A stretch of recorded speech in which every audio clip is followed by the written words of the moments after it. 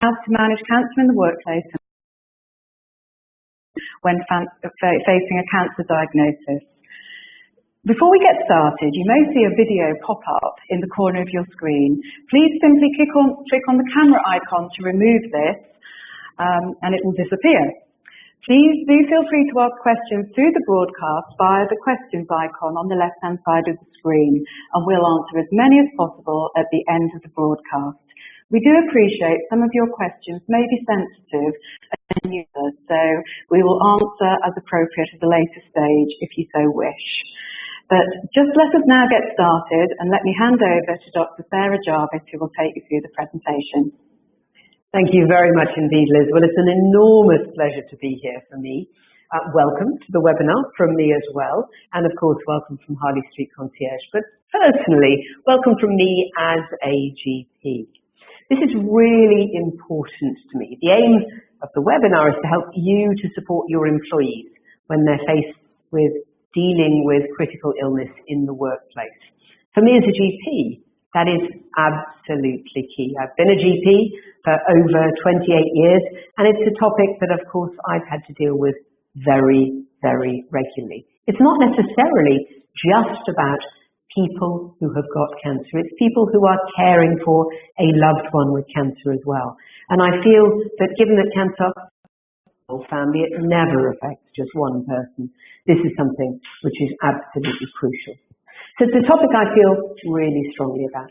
Cancer always turns not just the life of the person who's got it upside down, but that of so many people around them.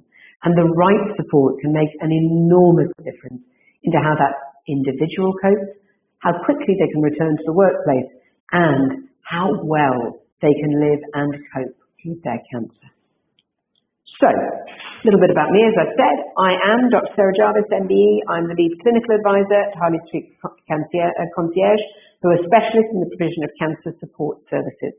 I am a fellow of the Royal College of GPs. I've been a GP trainer for 24 years, and I'm also the clinical director of Patient Platform Limited, which provides health information on a huge variety of subjects, not just on cancer patients every month. So again, a cause close to my heart. So let's have a brief look at what I'm going to be covering today. I'm going to start off looking at why it's so important to think about the subject. So many of us bury our heads in the sand because this is always going to be a challenging, uncomfortable, awkward, terrifying conversation to have. Delete as appropriate.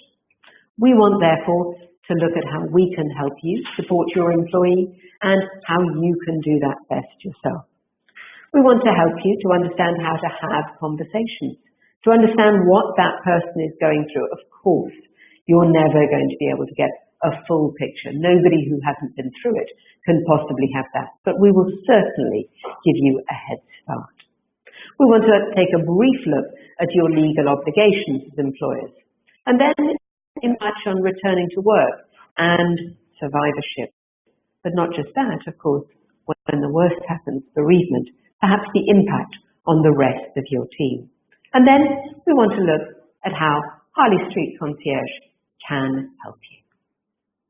So, the fact that so many of you have logged on, very gratifying to me personally, to Harley Street Concierge as a company, but also a real reflection of quite how many people recognise that they are going to be touched by cancer. A recent study by Macmillan just last December showed that over a third of employees fear that they aren't going to receive any support from their employers if they've had a diagnosis. Cancer is becoming increasingly common among people in the workplace. You can see there the figure of over 100,000 people of working age diagnosed with cancer in the UK each year, but that figure is undoubtedly rising. Firstly, we have a lot of risk factors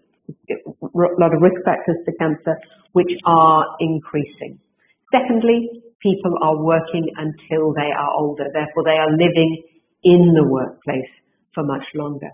But of course we need to remember that while the retirement age may be increasing, sometimes it feels year on year, sometimes by little trickles, and sometimes, especially I suspect for women who change from the age of 60 to the age of 65 or 67 overnight in leaps and bounds, the simple fact of the matter is that there are ever more people who are affected in the older age groups, but there are also younger employees who are affected. So the increase to 45% among those already living with cancer reflects the fact that, very gratifyingly, treatments are improving, diagnostic tools are improving, and people are living with cancer survivors. But of course, they have to come back. They have to live the rest of their lives. And let us not for a moment imagine that life will ever be the same for any of them. There is, of course, for you as employers, also a financial loss. 5.3 billion business losses due to cancer survivors being unable to return to paid work in 2008. So those figures will be significantly higher today. And the figure at the bottom is in bold for a reason. Over 1/3 of the 2 million people living with cancer in the UK are of working age. And of course, that 2 million figure is significantly higher when you take into account those who have a loved one who have developed cancer. So it's really important to support employees with cancer in the workplace. It's moved up the workplace agenda as part of the focus on well-being. One is at some point. And as I say, this is not just an older person's condition. There are some cancers which are classically young people's cancer. There I'm thinking about testicular cancer, cervical cancer. But 1 in 8 women will be diagnosed with breast cancer alone in a lifetime. So it's a huge, huge issue. So let's think about how we can support your organisation. Well, we're not going to be able to cover every element of this very complex topic in this webinar, but we're going to have a series of webinars which will cover all of these over the course of the next year. When an employee is diagnosed with cancer, there are going to be practical, familial, often financial pressures that can affect the overall well-being of that individual. And indeed, if they have blood cancer, it will affect them even though they are not directly affected. So the last thing they need is added stress from their employer. And the last thing you want, of course, as caring employers, is to provide them with that stress. So what do we need to think about? Well, firstly, how do you show that you care without the patient or the, employee, but they're all patients to me, without the employee perceiving this as you interfering, or worse still, perceiving your care for them as being care only for the business? How can you make sure that employees understand that you're inquiring out of concern for their best interests and not for your company's? Employees often feel uncomfortable sharing details of their situation. The problem is that if you don't know, they feel discriminated against. So actually, there are reasons for their sake as well. And of course, for yours as an employee, your employee's rights, making workplace adjustments and not discriminating against your employee. That means that it's really important for you to know everything. On the other side, employees might feel uncomfortable knowing what support to offer and what they can provide. So it needs to be handled sensitively.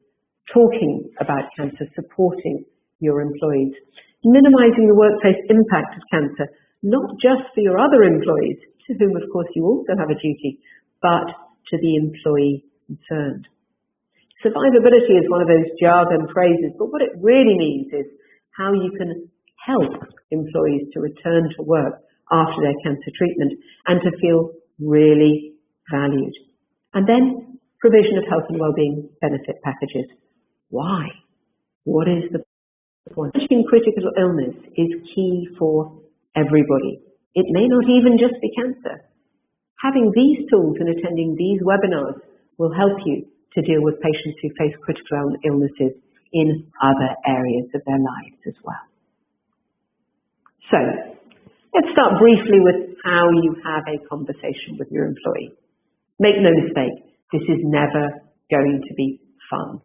but it is absolutely crucial.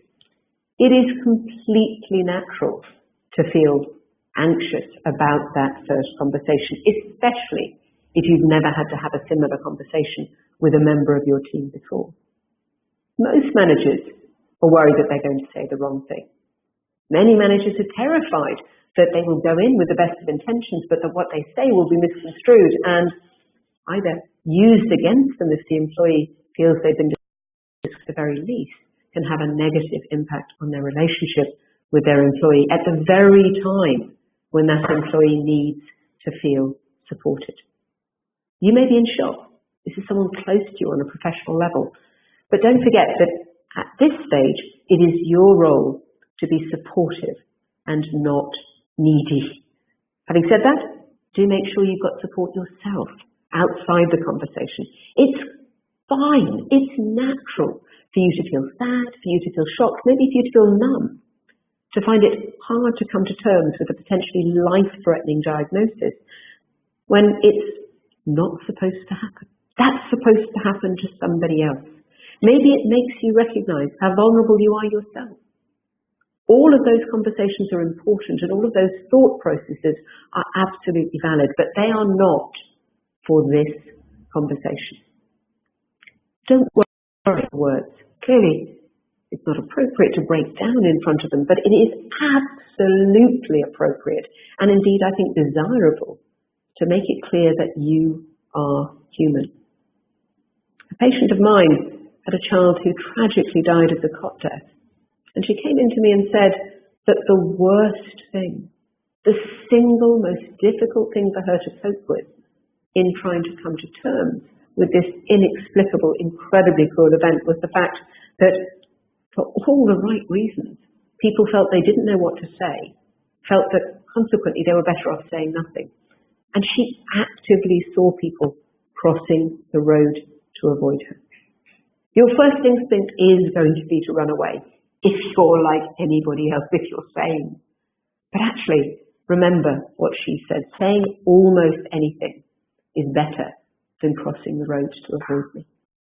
Remember, you are both the same people you were before the diagnosis. It's okay to laugh. That's all right. It doesn't always have to be negative. But do make it clear that what you're there for is to offer them support and to make sure that they recognize that your primary role now is to support them. You are there for them. Yes, of course, you have a responsibility to the company, but your overwhelming, overriding role now is to support them. Don't worry about how you'll come across. Focus on listening to them and what they are telling you. Trust yourself to do a good job. You are never going to have all the answers from the outset, no matter how carefully you read up on this. And indeed, in some respects, it's almost best not to have spent the previous 18 nights devouring the, because actually that may well sound as if you're towing the party line. However, do not promise something. Do not give answers when you don't know the answer. Make it clear to them that you're both, to an extent, in uncharted territory, but you will absolutely make it your business to answer any questions that your employees have. Make it clear that if you don't answer something straight away, it is not because you don't want to give them an answer or because there's a negative answer and you don't want to break it to them now. Make it clear to them that you want to make absolutely sure that you have the right answer for them. That way you can really create an environment where your employee knows that they can turn to you and be open with you. And that is the key to everything else I'm going to say today. So how do you understand what is going through? Well, firstly, they need to feel safe if they're going to open up to you. So confidentiality is crucial. You need at the outset to make it clear that anything they say to you is confidential in the terms of your discussion unless they want you to pass the news on. Some people will want everybody in the office to know so that nobody's worrying and so they don't get phone calls from people going, "Oh, are you all right?" Some people would much prefer that people didn't know. They're very private, or perhaps they want to tell people themselves individually. So don't forget that they may well not want you to share their diagnosis with the team. Their diagnosis may have turned their world upside down, and they want to get their head around it first. So take their lead, make it clear to them that you'll take their lead on when and how communication is managed. If they want to do it themselves, fine, but make it clear that you are happy to do it for them. They do have a right to confidence, to be clear about what will or will not be shared with the wider team from the outset. If they decide to let others know, do just ask them, make it perfectly clear that is their right, but do ask them when and how they would prefer the message to be communicated, or if possible, when and how they propose to communicate the message themselves, so that you can be there for other members of the team who may also be in shock. Do make it clear that you can be flexible, that your door is always open to them. Flexibility in approach is really important, and different employees are going to need different types of help at different times. Some people may find it really useful to have a regular one-to-one with you while they are away, while they're going through chemotherapy. However, others may feel that that's just an opportunity for you to check in regularly on when they may be back to work fully. They need to know that that is absolutely not the case. Because I don't know how I'm going to feel. I don't know when I'm going to be able to feel able to talk to you. Yes, I will check in, but I'd rather do it on my terms. So do be flexible and do communicate. That's often central to a responsive approach. If you're going to understand what your employee is going through, it is really important that you know a bit about the condition concerned. There are more than 200 types of cancer, and every single one's got different symptoms. It's diagnosed in a different way. It's treated in a different way. It has a different prognosis, a different likely outcome. So it is a really positive thing for you to do, to research the specific kind of cancer that your team members got. That shows that you care, but it also gives you a better idea of what sort of questions you may be faced with in the future, and gives you a better idea of what they're likely to be going through. So on an emotional level, on a practical level, on a physical level. There are many reputable websites I work with, www.patient.info, I can personally vouch for, but I can also, of course, vouch for the Macmillan Cancer Support Services. Then there are the practicalities, the legal obligations. Cancer is defined as a disability, and that means the person you're managing is automatically protected from discrimination from day one of the diagnosis. That does not mean, in the longer term, that there is absolutely nothing you can do if they're not performing. But it does mean that you have to be even more careful than you otherwise would to make sure that everything you've done is fair and is in line with what you would have done to somebody who did not have cancer or any other disability. You must make reasonable adjustments in order to help the employee do their job during and after cancer treatment. I would strongly suggest that you ask the patient, or the employee, that you make it very clear to them that you would really like guidance from their team on what would be appropriate. There isn't a qualifying period of employment. They don't have to have been there for 2 years, and it's important to recognise that the legislation does protect job applicants and self-employed people and people on zero-hours contracts and employees who've got caring responsibilities for others who have cancer. Familiarise yourself with what reasonable adjustments look like. So the Equality and Human Rights Commission Code gives a non-exhaustive list of the reasonable adjustments, but there are things like time off for appointments, flexible working patterns, extended sick leave, changing their job description either temporarily or permanently at their request, allowing your employee to move to a role with more suitable duties, changing their performance targets to make the treatment side effects more manageable for them, and giving extra breaks or adjusting their working times, maybe allowing them to work from home or allowing them to build accordingly. It may be that at some point they'll be feeling just fine to come into work, but at other points they don't know whether the side effects of the cancer treatment are going to knock them for six. Again, having a cancer specialist nurse that you can discuss this with, either from your own cancer team or indeed through Harley Street Concierge, can be absolutely invaluable there. Do not assume that having cancer means somebody wants to work less. There are many, many options these days. And of course, they do mean that for some patients, actually, they can work through treatment. They're not going to know until they're doing it.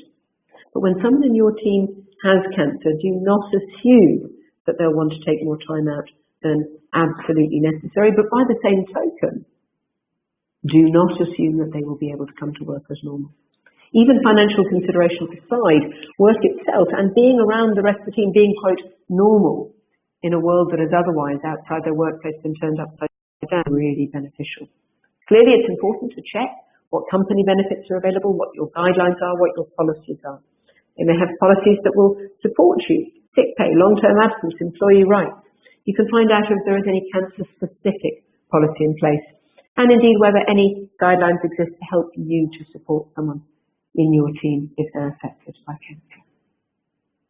So let's just think about returning to work. I've already said that some people will not necessarily want to stop working while they're going through cancer treatment, but some people may want to, and some people may need to. Don't forget, surveys which have been done looking at people who've come through the, quote, other side of the acute phase of cancer, the intensive treatment phase, often say that that's almost the biggest shock to them. That, in fact, the assumption from everybody else that, oh my gosh, that's such a relief, wow, you're over it, this is great, you've survived, you've come through, you're back to normal. The assumption is they might be back to normal after 6 to 8 weeks. So recovery does not mean cured, very, very importantly, nor indeed does recovery necessarily mean back to normal. Recovery is often a gradual process, a psychological as well as a physical process, and different employees will have different responses. Some may be constantly terrified. Every cough, every ache, every small pain suddenly fills them with terror at the idea that the cancer is coming back. Others may feel psychologically really, really difficult, that all their mental well-being has been sapped. Depression is very, very common in combination with cancer. Suddenly you've been faced with something that most people never want to have to face. So there is uncertainty of whether or not the cancer is going to come back. Once they've had the diagnosis, as I say, you may be swept up in a whirlwind of appointments, scans, follow-ups, MDT, multidisciplinary team meetings, the oncologist, the surgeon, the specialist nurses. Suddenly, it's over. Once you're on the treatment, you've got the side effects, you've got the regular follow-up and all the rest of it. But the hospital is going to be saying, great news, you responded really well, we'll see you in 3 months, we'll see you in 6 months. And they've been dropped back into the real world. So when the employee comes back, as I say, bosses may expect you to be back to work as normal. That is not necessarily the case. There may be physical sequelae, there may be psychological sequelae. So create an environment where an employee feels they can be open with you. Make it clear to them that you realise that actually cancer isn't about that. Maybe talk to them about the fact that you've heard cancer, actually feel that they are expected to be back to normal, and yet they are not. Make them recognise that you understand that. And do meet up regularly to plan what's feasible and adjust your expectations accordingly. Increasing numbers of people are going to return to work after a cancer diagnosis, and they often choose to work even with a terminal diagnosis. Everybody is different. That may be the way they cope. It's going to be hugely important to manage those employees sensitively and flexibly. They do have a right to continue to work as long as it is safe and practical to do so. When I say practical, that could mean requiring you to make adjustments. That's fine. That's your job. But most importantly, make it clear to them that your primary concern is their well-being and how you can help them. But of course, that you need to keep the safety and the practicality of their role in place. Survivability. Great news. Lots of people surviving their cancer for longer, having better outcomes, but there are long-term consequences. Employees are still going to need your support to gain control of their lives. Sadly, of course, some people do not survive, or indeed they may lose a loved one to cancer, often at an untimely age. Bereavement can always be a difficult time for managers and for teams. So if someone does pass away, of course you need promptly to inform the team and any business contacts the employee may have had to avoid embarrassment for them and for you. But it's also really important to talk to the family. You need to understand their wishes. You do need to make it clear that you need to inform everyone, but it may be that they would like to inform certain people themselves, that they would like to do it themselves. They would like to say thank you for the support that their loved one received while they were with your organisation. If you understand their wishes, you can respect them. And if you respect their wishes, that will ease their burden. But it will also help you to understand how they wish to be treated by the organisation, whether it's funeral arrangements, whether they want other people to attend, or whether they want it to be a private affair. Clearly, if somebody sadly has passed away, the last thing their grieving relatives need is for problems with pay and pension. So these need to be resolved promptly and sensitively. But there should also be consideration to the remaining team. They may well need psychological support. Close, but even if they weren't, this is going to be a huge shock to them. These days, we see so many headlines about cancer being conquered. The media talks about cancer survival, the fact that it takes old people who've had a good inning. This is not, even today, something that is, quote, supposed to happen to young people of working age. There is not enough out there in the media about the practicalities. So they are going to be shocked. If you'd like to talk to someone about how to handle the difficult situation, Harley Street Concierge again is there. They can help directly, but they can also direct you to organisations who can provide counselling and advice. But finally, you are not alone in all this. So you can consult your own manager, your HR, your occupational health. You can share your thoughts with them. And of course, you can ask for their input. Partners, you can call the Cancer Information Service. That's part of the service. Clearly, confidentiality is hugely important. So you would need, for instance, to access that service to have the permission of the person who's going through cancer. But Harley Street Concierge is there to support you as well as them. If you'd like to talk about an employee, we would need their written consent because we take confidentiality very seriously and wouldn't be able to share any personal details with you otherwise. But in terms of general support, yeah, if it doesn't breach confidentiality, you can have that with pleasure. So, if you don't have a relationship already with Harley Street Concierge, they would be happy to consider introducing a cancer support program for your organisation. You can offer support for the employer and for the employee. Practical, emotional, clinical. Cost? That's not my area. I'm here as a clinician. I'm speaking on behalf of patients and you as human beings, as employers. What we've already said, there's more to come. You can join our series of webinars. We'll cover a range of topics so you can be sure that you're offering a comprehensive HR support to people who are diagnosed and living with cancer at work. We have a helpline. The employer helpline can help you find the right resources to support your team. And, as I've said, we run Cancer in the Workshop and the workplace workshops throughout the year.